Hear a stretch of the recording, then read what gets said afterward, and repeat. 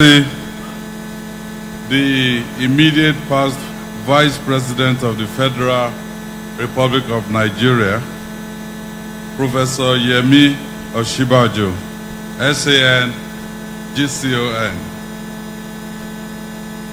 Your Excellency, the Executive Governor of Kwara State and the Chairman of Nigeria Governors Forum, Governor Abdurrahman Abdulrazak, ably represented by his deputy, His Excellency Kayode Alabi. Your Excellency, the Executive Governor of Osun State, my own dear very brother, Governor Ademola Adeleke. Your Excellency, the former military governor of Oyo and Ogun State, Major General Oladayo Pupola, retired. Your Excellency, the Deputy Governor of Oyo State, Barrister Abdurrahim Adebayo Lawal. Your Excellency, the former Deputy Governor of Oyo State, Engineer Hamid Badamasi. I have a long protocol list. I'll try and abridge it. Gbogbo our representatives were both at the national and the state level. You're duly recognized. As I want to serve tẹ́lẹ̀, and also former ministers that are here, diplomats. I want to serve lọ́wọ́, Chairman Federal Inland Revenue, Secretary to the state government, and all the state government officials. You are duly recognized. Gbogbo ẹ̀yin orí adé ọrùn lẹ̀kẹ̀, mo kí ẹ̀yin náà. From far and wide ni látọ̀dọ̀ ní of Ifẹ̀, Olú of Warri, Olúbàdàn of Ìbàdàn land, Emir Ìlọrin and Olúgbọ́n of Ilé-Ìgbọ́n. Well, mo recognize gbogbo yín o.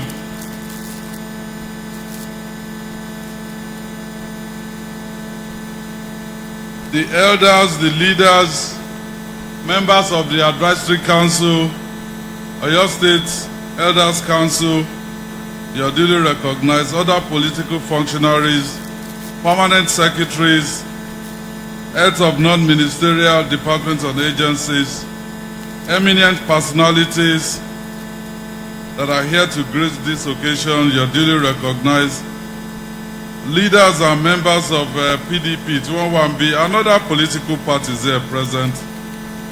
Children, family members, and friends of the new Shaun of Ogbomoso that came from far and wide. Prominent religious leaders, leaders of market, traders, artisans, association that are here, you are duly recognized. Gbogbo ẹ̀yin tèmi ní ìlú Ògbómọ̀ṣọ́. Mo kí yín o. Distinguished invited guests, gentlemen of the press, distinguished ladies and gentlemen. Well, it's kémi náà tó lọ. Ó dà pé everybody tó ń wá wọn kọrin ni ẹ jẹ́ kémi náà kọ orin kékeré kan. Orin yẹn náà, orin tí mò ń kọ káàkiri nígbà tí mò ń ṣe campaign ni. Ẹ mọ̀ àbẹ́ ẹ mọ̀.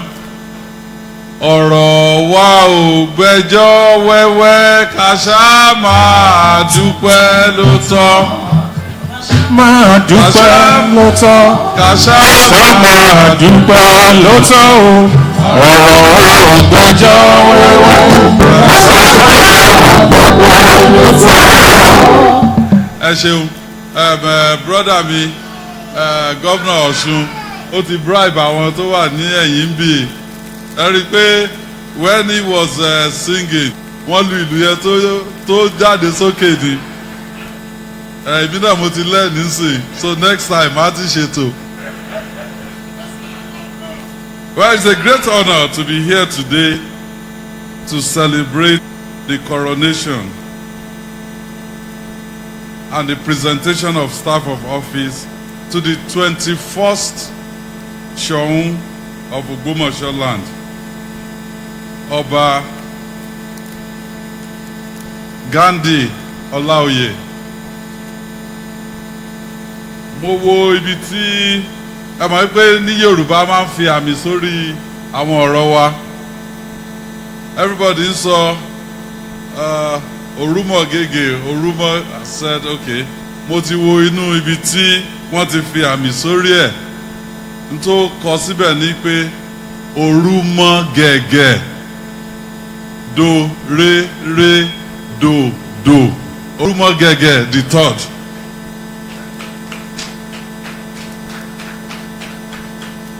Well, I rejoice with the sons and daughters of Ògbómọ̀ṣọ́ land, both at home and in diaspora. Ìgbà tí Kábíyèsí ń sọ̀rọ̀, he said Ògbómọ̀ṣọ́ land during his reign will be amongst the top cities in the world.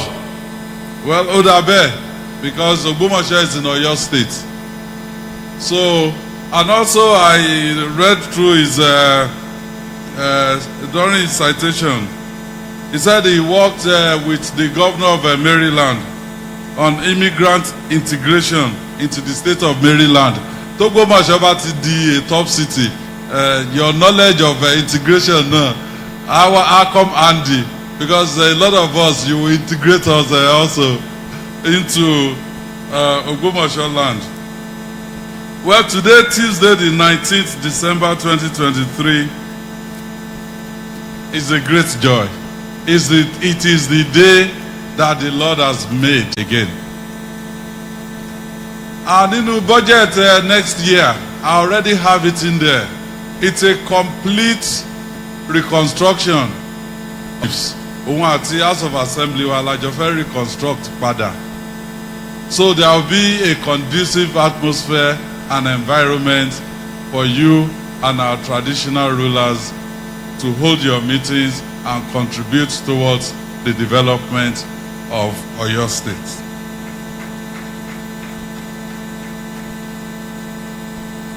The other thing I want to say is to the people tí wọ́n contest this throne pẹ̀lú Kábíyèsí.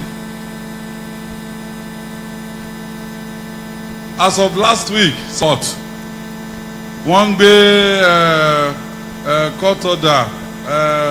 Well, èmi ò ń ṣe lawyer. Àwọn lawyer ló máa ń ní pé maybe it's a real order or is the one they will go and meet the judge. What I can say is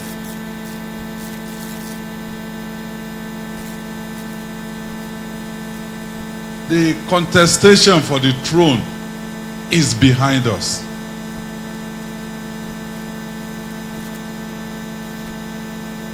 And I'm looking forward to àwọn tí wọ́n ṣì wà ní court withdrawing the court cases by maybe end of this week as a show of love for Ògbómọ̀ṣọ́ land. Ẹ jẹ́ rán yín létí o, in this Ọ̀yọ́ state, àwọn kan gbé ọba wọn lọ sí court, and after 20 years he went all the way to the Supreme Court. Wọ́n yọ ọba náà. As of today, àti ọba tí wọ́n yọ àtàwọn tí wọ́n lọ sí court tí wọ́n yọ ọba and the people of that community kò sẹ́ni tó rí benefit kankan nínú ẹ̀ after 20 years. Ẹ̀rú ẹ̀ ò ní ṣẹlẹ̀ ní ìlú Ògbómọ̀ṣọ́. So the people fighting, they should stop forthwith.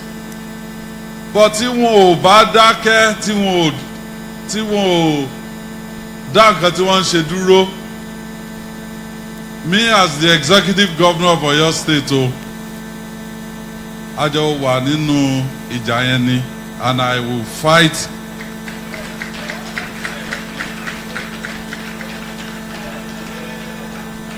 to ensure peace and to ensure progress for Ogbomoso land by ensuring pé anything tí government bá lágbára láti fi bá wọn jà màá fi bá wọn jà o.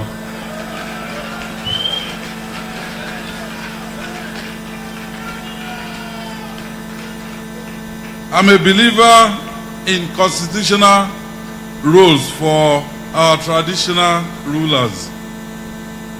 And Kábíyèsí, there is a new authority in Oyo State. It is called the Rule of Law Enforcement Authority. It's with the House of Assembly. It will soon be passed into law, and I want your support and other traditional rulers in Oyo State.